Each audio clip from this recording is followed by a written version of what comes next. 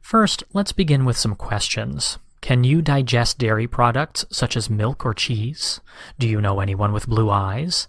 These may sound like odd questions to ask, but if you can digest milk or have blue eyes, it is because you possess a mutation in your DNA. Mutations are changes in your genetic code. DNA is the genetic material used to code for certain physical characteristics. It is made from 4 different molecules called bases. Those bases are represented by the letters A, T, C, and G. The complete genetic code of a human contains billions of bases. When those base sequences are changed, it's called a mutation. Some mutations can cause conditions such as Down syndrome or Klinefelter syndrome. However, many mutations are benign, and some even irrelevant, because they exist in regions of DNA that aren't actively used. For instance, blue eyes arose from a change in the protein responsible for eye pigmentation. This is one example of a benign mutation.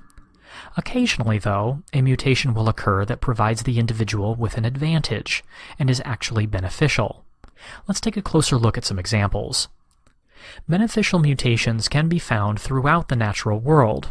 Remember, a mutation is a change in your DNA, more specifically, a mutation that allows your DNA to create a protein that functions differently than it otherwise would. In humans, scientists have uncovered a recent mutation in the receptor proteins of the cell membrane. People possessing this mutation, though few in number, have shown a resistance to HIV. This is due to the inability of the virus to bind correctly to the host cell.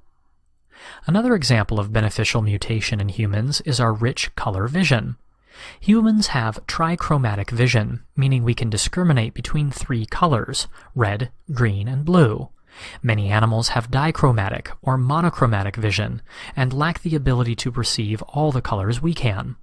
This ability to see multiple colors is likely the result of a beneficial mutation that occurred in our DNA several million years ago. Beneficial mutations can also be closely associated with harmful ones.